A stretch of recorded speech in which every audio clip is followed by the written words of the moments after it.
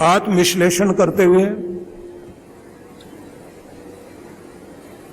हमें अपने पूरे जीवन का एक सिंहावलोकन करना है कि जीवन कहां से शुरू हुआ,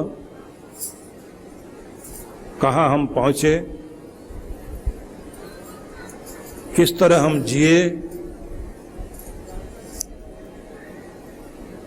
क्या क्या चीज नहीं हो पाई, कौन से ऐसे सपने थे हमारे जो पूरे नहीं हुए, हम अपने जीवन को कहां देखना चाहते थे और कहां खड़े रह गए, कितने आंसू इस जीवन में रहे और कितनी मुस्कुराहटें मिली, कितनों ने दर्द दिया, कितनों ने ठोकरें दी, किस किस ने आपका हक छीन लिया और किस किस ने आपका विश्वास तोड़ दिया, कौन रुला गया, कौन मुस्कुराहट दे गया, रिश्तों के मेले में हम कहां कहां अकेले रह गए। एक दर्द भरी यात्रा के बीच आज जहां हम पहुंचे हैं, यहां ध्यान देकर सोचना है कि मैं अपनी जिंदगी से क्या चाहता हूं, जीवन को कहां देखना चाहता हूं। अपने सपने पालिए, उन्हें देखिए और जब अपनी बंदगी, प्रार्थना, उपासना, अपना जप तप आप करते हैं, उसके बाद अपने सपने अपनी प्रार्थनाओं के रूप में भगवान को अर्पित करिए और उनको पूरा होता हुआ देखिए। अगर आपका विश्वास पक्का है और आपकी आस्था पक्की है तो आपका सपना जरूर पूरा होगा। वो सुनेगा, वो सबकी झोलियां भरने वाला आपकी भी झोली भरेगा। जिसके दर पर सबके आंसुओं का हिसाब होता है वो आपके भी आंसुओं का हिसाब करेगा। जो मुस्कुराहट बांटा करता है, जो फूलों को हंसाया करता है, जो तारों में चमकता है, वो आपकी किस्मत को भी चमकाएगा। प्रार्थना करने वाले बनो। जिंदगी को जहां देखना चाहते हो, जो आपके सपने हैं, उनकी प्रार्थना बनाइए। वो प्रार्थना श्रद्धा विश्वास के साथ भगवान को अर्पित करें। अर्पण करने से पहले मस्तिष्क को जितना शांत कर सकते हैं शांत करिए। जो जाप पाठ पूजा आप करते हैं उसे बहुत भावुकता से, भावातिरेक से उच्चारण करिए और फिर अपनी प्रार्थना को भगवान को सौंपिए और विश्वास रखिए कि आपका प्रभु सुनता जरूर है। वो बहरा नहीं है, वो ऊंचा नहीं सुनता, वो ऊंचा है जरूर, लेकिन जब चींटी की भी सुन सकता है, गूंगे की भाषा सुन सकता है, तो आपके दिल की आवाज भी वहां तक जाएगी जरूर।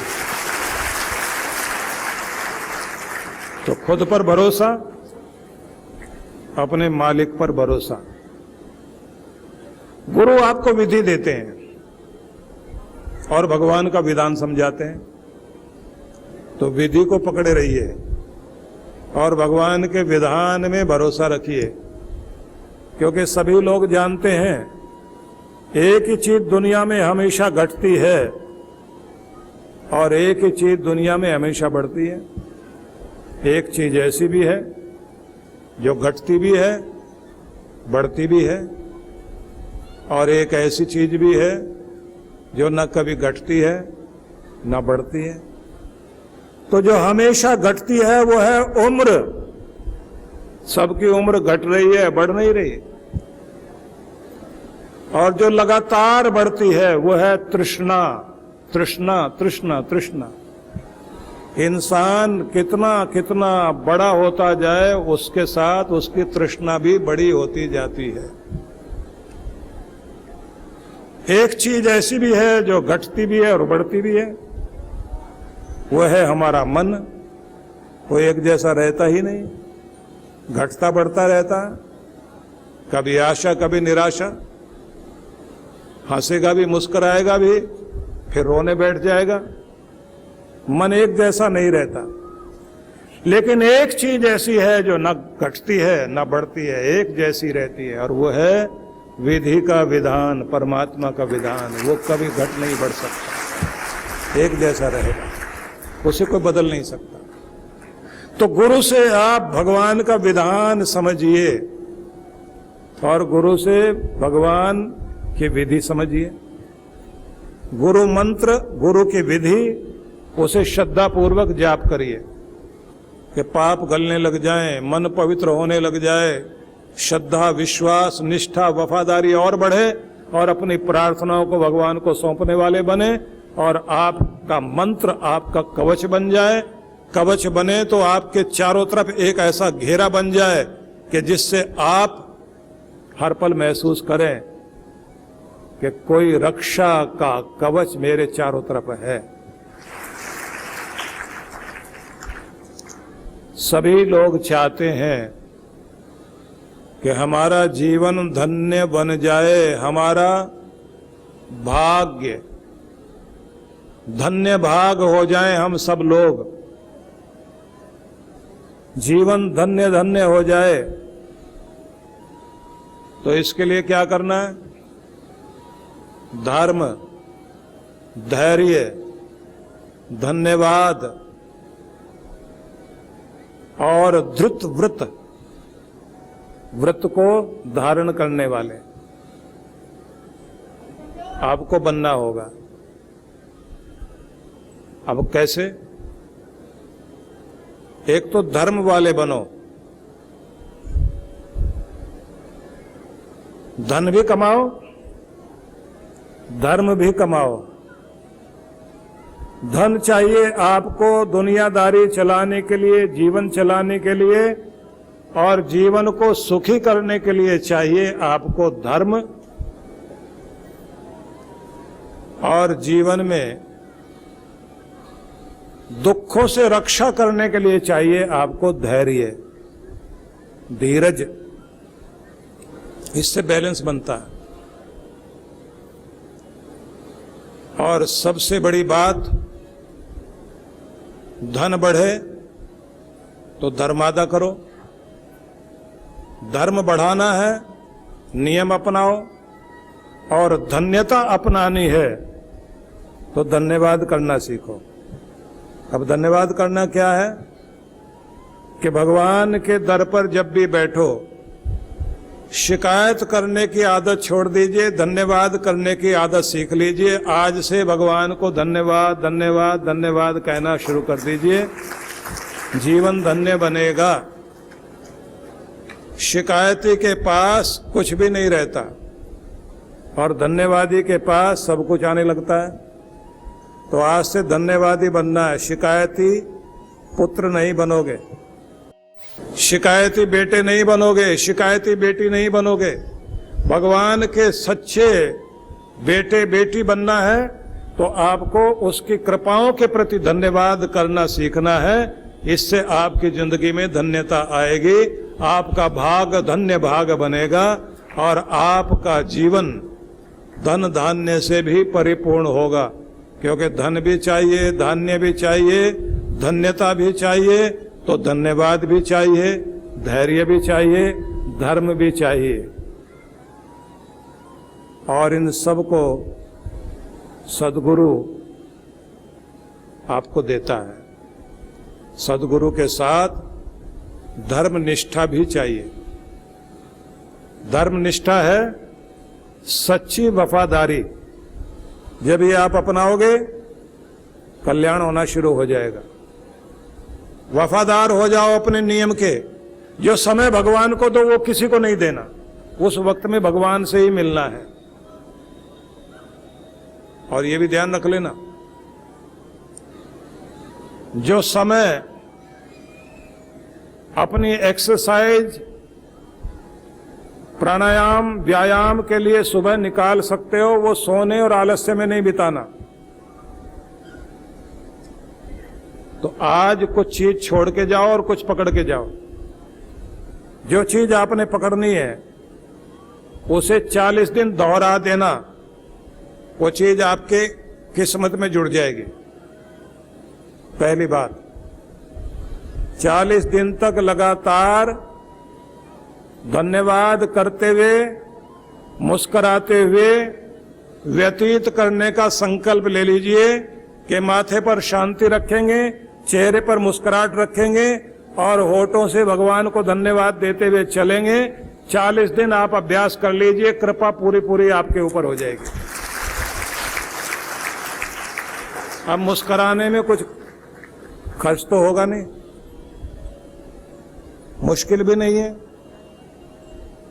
धन्यवाद करने में भी कोई मुश्किल नहीं है। 40 दिन प्रैक्टिस करनी है।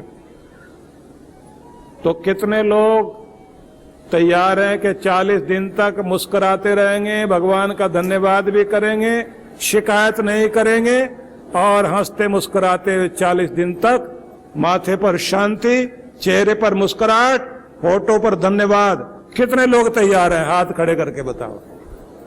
अब मुझे वचन दिया है आपने, अब मुस्कुराते हुए रहना, मुस्कुराते हुए रहना, ठीक है? तैयार है? और आपको देखकर मेरे चेहरे पर भी मुस्कुराहट आएगी।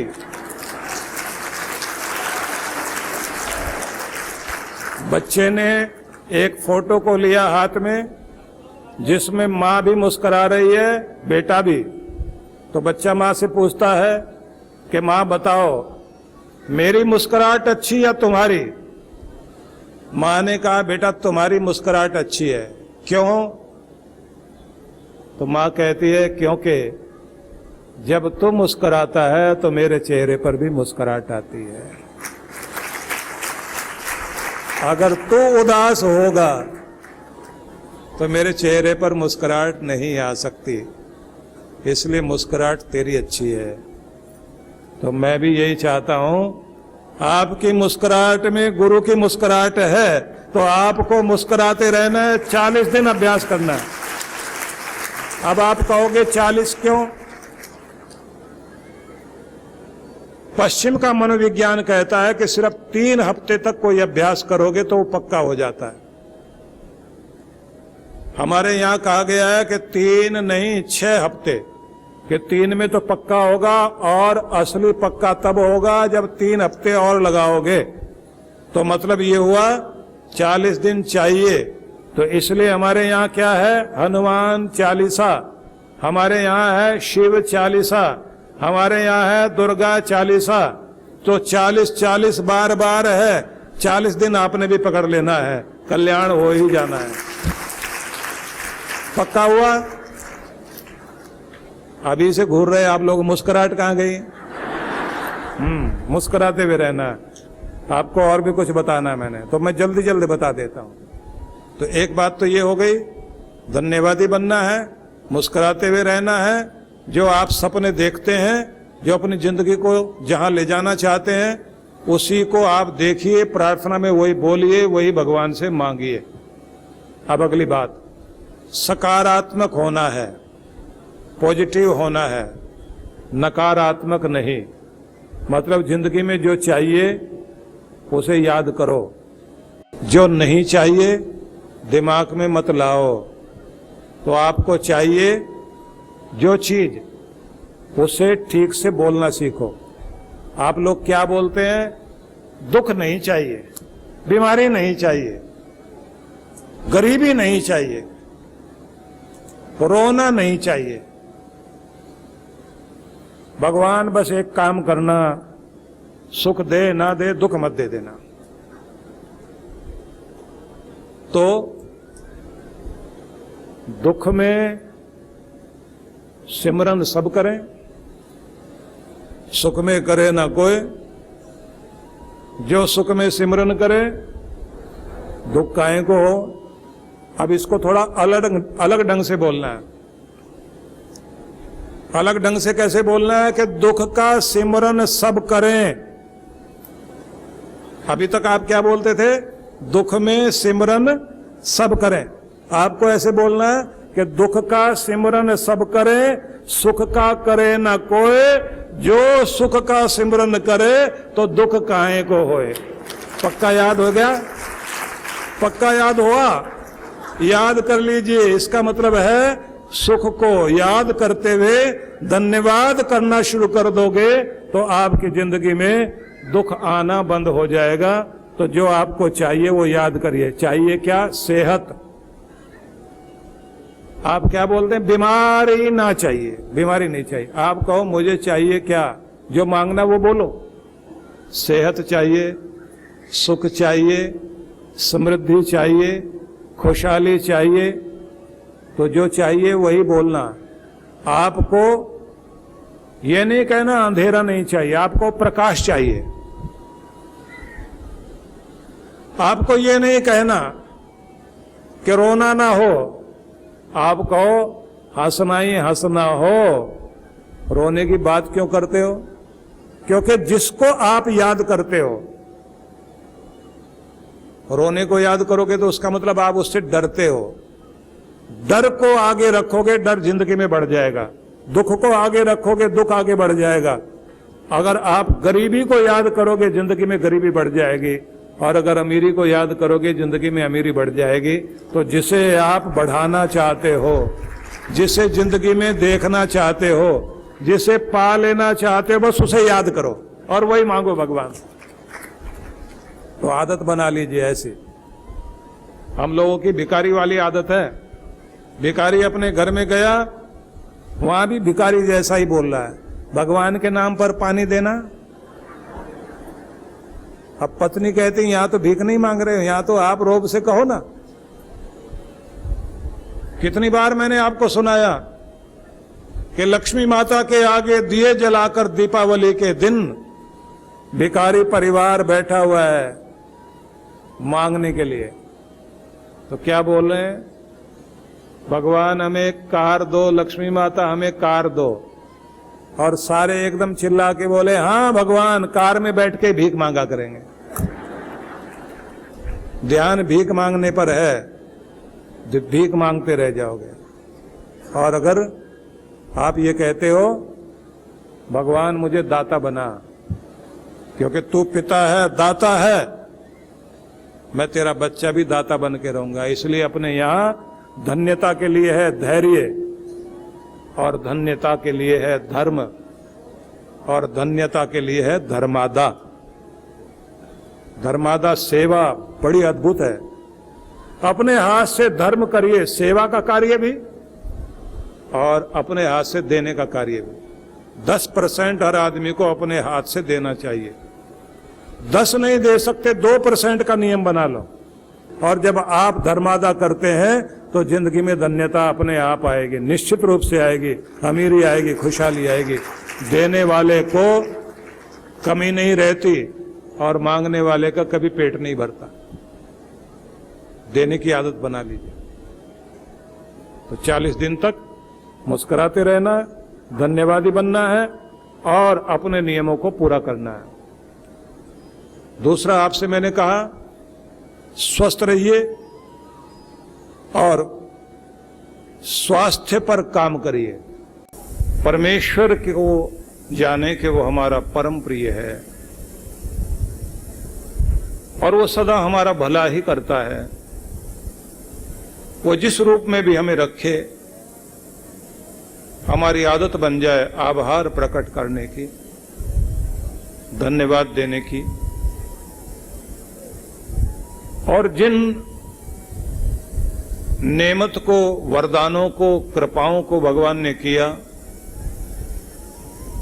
उन्हें याद कर करके बार बार धन्यवाद करना चाहिए। तो उसी तरह की और भी अनेक कृपाएं आपकी जिंदगी में आएंगी। जो जो चीजें आपके जीवन में नहीं आ पाई,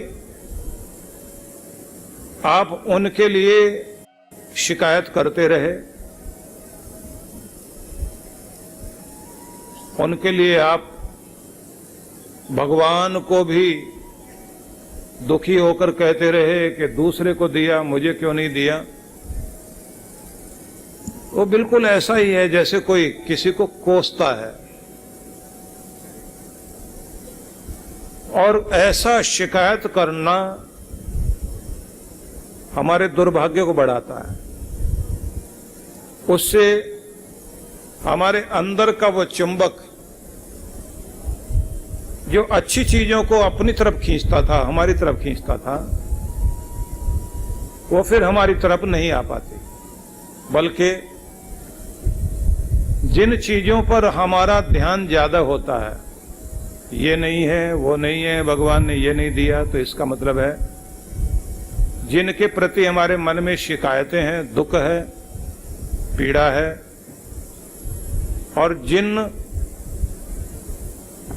को बोल बोल कर हम लोग अशांत होते हुए अपने मन को वहां जोड़े रखते हैं, तो हमारे अंदर की ऊर्जा उस पर केंद्रित हो जाती है। ऊर्जा वहां लगे रहने के कारण वही चीज आंखों के सामने तैरने लगती है। गरीबी है, दुख है, परेशानी है, बीमारी है, दुर्भाग्य है, मैं दुखी हूं, तो वो बीज आपके चित्त में, अंतःकरण में दुख के, पीड़ा के आप बो रहे होते हो, और फिर वही उगने लगते हैं। दुनिया में सबसे ज्यादा उपजाऊ अगर कोई जमीन है तो आपका हृदय है। इसमें जो बोओगे वो उगाएगा। अगर आपने नफरत को बो दिया किसी के भी प्रति, इतनी नफरत आपके अंदर भर जाएगी और नफरत के कारण चारों तरफ पैदा हो जाएंगे। और अगर आपने किसी के प्रति मन में बहुत प्यार जगाया तो ये ध्यान रखिए, आपको और प्यार के ऐसे कारण दिखाई देते रहेंगे। इसमें तो ये भी अच्छा ही है, ये भी अच्छा ही है, तो ऐसा भी बात करता है, तो ऐसे भी बोलता है, ये तो ऐसे भी मेरे लिए करता है। वो सब चीजें याद आएंगी और वो प्यार आपकी तरफ और बढ़ेगा। इसलिए जो पाना चाहते हैं उसे याद करो, और उससे पहले देने वाले परमात्मा को याद करो। देने वाले दाता को याद करके उसकी देन के प्रति धन्यवाद करो, और उस देन के प्रति धन्यवाद करते करते और भी कृपाएं मेरी तरफ आ रही हैं, ऐसा मन में भाव रखकर उन्हें अपनी तरफ आता हुआ अनुभव करो। और फिर उसे पाने के लिए आपका फर्ज क्या है, क्योंकि उस समय आपको बोलना होगा कि कृपाएं मेरी तरफ आ रही हैं, रहमत तेरी होगी लेकिन मेहनत मेरी होगी। दोनों का मेल चाहिए। तो अब आपको योजना बनाकर टुकड़ों में कैसे कैसे इस चीज को मैंने पाना है, कितनी कितनी मेहनत करनी, वो चीजें आपकी तरफ आनी शुरू होंगी। मतलब कुछ आप चलो, कुछ मालिक की मेहर चले और आपके काम बने। तो जब आप धन्यवाद करने वाले बने तो आपको बहुत कृतज्ञ भाव से गदगद होकर धन्यवाद करना चाहिए। इसलिए भक्ति में भागवत महापुराण में कहा गया कि भक्ति में ये जरूरी चीजें हैं। कथम बिना रोम हर्ष द्रवता चेतसा बिना। आपके रोमे खड़े हो जाएं, रोम रोम हर्षित हो जाए, चित्त द्रवित हो जाए, बिना आनंद अश्रु कलया शुद्धयो भक्त्या बिना आशय।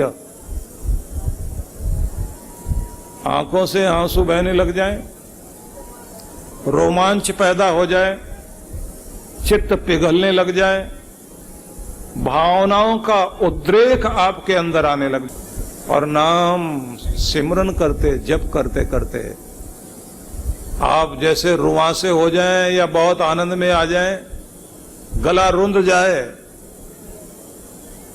होठ न हिल पाए, लेकिन हृदय बोल रहा हो कि तू कितना कृपालु है। बस यहां से वो फ्रीक्वेंसी तैयार होती है जो ऊर्जा के उस स्तर को लेकर आती है कि उसी फ्रीक्वेंसी पर वे चीजें आपकी तरफ आनी शुरू हो जाती हैं जो परमात्मा की फ्रीक्वेंसी पर चारों तरफ फैल रही है। मतलब चारों तरफ ऊर्जा फैली हुई है। कितना जबरदस्त काम करती है। आपका मंत्र जाप होता है, इधर से उसकी तरंगे, रेडियो तरंगे निकलती हैं, प्रकाश चलता है ना, 1 सेकंड में 1,86,000 मील, किलोमीटर नहीं मील, 1,86,000 मील की गति से 1 सेकंड में प्रकाश चलता है। वैसे रेडियो तरंगे, प्रकाश, ध्वनि और दृश्य की तरंगे 1 सेकंड में जैसे ही इधर से भेजी गई, 1 सेकंड में पृथ्वी के 7 चक्कर लगा देती है वो 1 सेकंड में। मतलब यहां से किया इतनी देर में 7 चक्कर काट दिए उसने। इसलिए अगर यहां बोला जा रहा है और कुछ प्रकट किया जा रहा है, दिखाया जा रहा है, तो अमेरिका में भी साथ साथ देख सकते हैं। आप टीवी पर देखते हैं ना, यहां से प्रसारण हो रहा है, तो आप अगर उत्तर काशी में बैठे हैं और दूसरा कोई काशी में बैठा है और इधर कोई मद्रास में बैठा है, सब प्रसारण एक साथ देख सकते हैं। क्यों हो पाता है? ठीक है, यंत्र चाहिए बीच में, लेकिन ध्वनि तरंगे, प्रकाश तरंगे अपना काम करती हैं। जब आप गदगद भाव से मंत्र पाठ करते हैं, श्रद्धा भाव से, और आपकी तरंग गहरी हो, उच्च तरंगों में, उच्च वेव में आपकी तरंग जाए, तो ये तो धरती की बात है, ब्रह्मांड के भी पार होकर जहां जहां तक आप पहुंचाना चाहते हैं, परमात्मा के चरणों तक आपकी आवाज जाती है।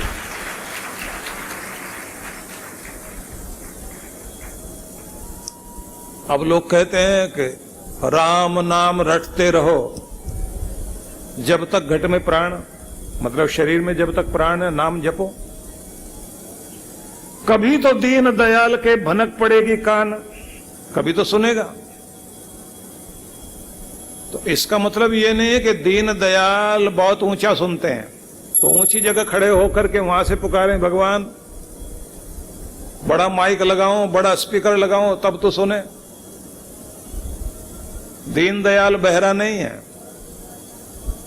आप अगर यहां हृदय से बोलते हैं, आप ध्यान रख लीजिए कि आपके शब्द शायद देर में पहुंचेंगे, लेकिन हृदय की तरंगे तो उससे भी पहले पहुंच जाती हैं। लेकिन वो आवाज पहुंचाने वाली भावना चाहिए, और भावना भी ऐसी। वेदों में एक मंत्र है, यदग्नि श्यामहम त्वम त्वम वाघा श्याम अहम। सबको ज्योति देने वाले, रास्ता दिखाने वाले भगवान, कभी ऐसा हो जाए कि मैं तुम हो जाऊं और तुम मैं हो जाए। मतलब भगवान तू कभी जो है इंसान बन और मैं भगवान बन जाऊं, फिर क्या होगा? स्युष्टे सत्या इहाशिष। इस दुनिया में जो कुछ मैं अभी तक सोचता था ना, वो पूरा हो जाएगा, और जो तू सोचता है भगवान, वो भी पूरा हो जाएगा। मतलब यह है कि तूने तो मुझे रोने दिया, पर अगर तू इंसान बन के रोएगा तो मैं तुझे रोने नहीं दूंगा। एक बार तू मुझे बना तो सही, अपनी जगह मुझे बैठा के तो देख। देखा जाए, भगवान तो सबकी पीड़ा हरता है। पर वैसा पात्र बनने की जरूरत पड़ती है। पहले तो श्रद्धा भक्ति चाहिए हमें। झुके तेरे आगे वो सर मांगता हूं, मुझे वो सिर दे भगवान, जहां तेरा नाम आए और जहां तेरा मंदिर, जहां तेरी चर्चा हो, वहीं मेरा सिर झुक जाए। झुके तेरे आगे वो सर मांगता हूं, तुझे देखने की नजर मांगता हूं। हर वस्तु में तू दिखाई दे। न घर मांगता हूं, न जर मांगता हूं, बस तुझे देखने की नजर मांगता हूं। और कुछ मिले ना मिले, मुझे हर जगह तू दिखाई दे। क्योंकि परमात्मा के प्रति जब सिर झुकने लग जाए और उसकी लीला में व्यक्ति मस्त रहने लग जाए, ये गदगद भाव, यहीं से भक्ति शुरू होती है।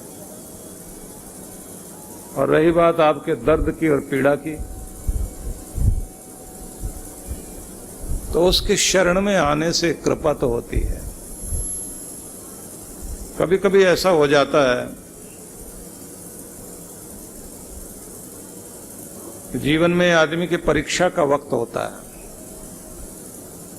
और जब परीक्षा का वक्त होता है तब आपके दिमाग की भी परीक्षा होगी, आपके दिल की उसकी भी परीक्षा होगी, आपकी हिम्मत की उसकी भी परीक्षा होगी, आप कितने धीरज वाले हैं इसकी भी परीक्षा होगी, आप कितने समझदार हैं इसकी भी परीक्षा होगी, और आप कितनी अच्छी भावनाएं उस समय बना सकते हैं, सदाशयता आपके अंदर रहती है, इसकी भी परीक्षा होगी। ज्यादातर आदमी दुख की घड़ी में पहुंचते पहुंचते, परीक्षा में पहुंचते पहुंचते इतना घबरा जाता है, शिकायत से भर जाता है। धन्यवाद की तो बात क्या, रोना, गुस्सा, चीखना, चिल्लाना, अपने को भी कोसेगा, अपनों को भी कोसेगा, भगवान को भी कोसने लगता है। तो ऐसे ही एक ज्ञानी व्यक्ति जो ज्ञान की साधना करता था, बहुत अच्छा कवि था, उसके जीवन में परीक्षा की घड़ी आई, बड़ा दुख आ गया। दुख आ गया तो भगवान को भी भूल बैठा। उसकी पत्नी बहुत भक्त थी, वो बार बार कहती थी कि आप अपने स्वरूप को भूल रहे हो, आपके पास कविता एक बहुत बड़ा माध्यम है, कोई कला से भगवान तक पहुंचता है, कोई सेवा से पहुंचता है, कोई नाम जपने से पहुंचता है, कोई धन की सेवा करके पहुंचता है। जो जो जिसके पास है उसी के जरिए भगवान के निकट होना चाहिए। आप अपने कला से भगवान के भजन लिखो, गीत गाओ उसके, और वो मालिक कृपा करेगा। अब सुनते ही उसको गुस्सा आ गया। वो कभी बोला कि मेरी जिंदगी में कुछ तो ऐसा हो जिसके प्रति मैं कृतज्ञ होकर भगवान के धन्यवाद के गीत गाऊं। पत्नी ने कहा चलो दर्द भरे गीत ही सही, भगवान के प्रति वेदना में आकर कुछ तो गाओ। उसने कहा मन नहीं करता। पत्नी ने कहा फिर जो भगवान के बंदे हैं ना, जिनके ऊपर उसकी मेहर है, उनके नजदीक जाओ। इसने कहा मैं शिव को मानता था और वो बहुत जल्दी प्रसन्न होते हैं, लेकिन मेरे ऊपर नहीं हो रहे हैं। पत्नी ने कहा शिव को मानने वाले किसी राजा के पास चले जाओ। बोले राजा के पास जाएं मांगने, भिखारी समझ के थोड़ा बहुत दे करके वापस भेज देगा, अपमान और हो जाएगा। पत्नी ने कहा कि भगवान शिव को मानने वाले और उनके लिए एक शिवलिंग भी स्थापना की, वो है राजा भोज।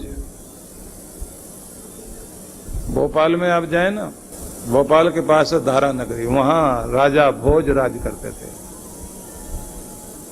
और वो भोजपाल जगह थी, बाद में भोपाल हो गई। तो कहा आप उनके पास चले जाइए और जब आप वहां जाएंगे तो कृपा तो शिव ही करते हैं ना, आप जाओगे दरबार में राजा के, लेकिन राजाओं का राजा तो भगवान है, वो शिव कृपा करेगा आपके ऊपर। लेकिन याद रखना, जाना है तो गुरु के दर पर, बेटी के घर पर और भगवान के मंदिर में।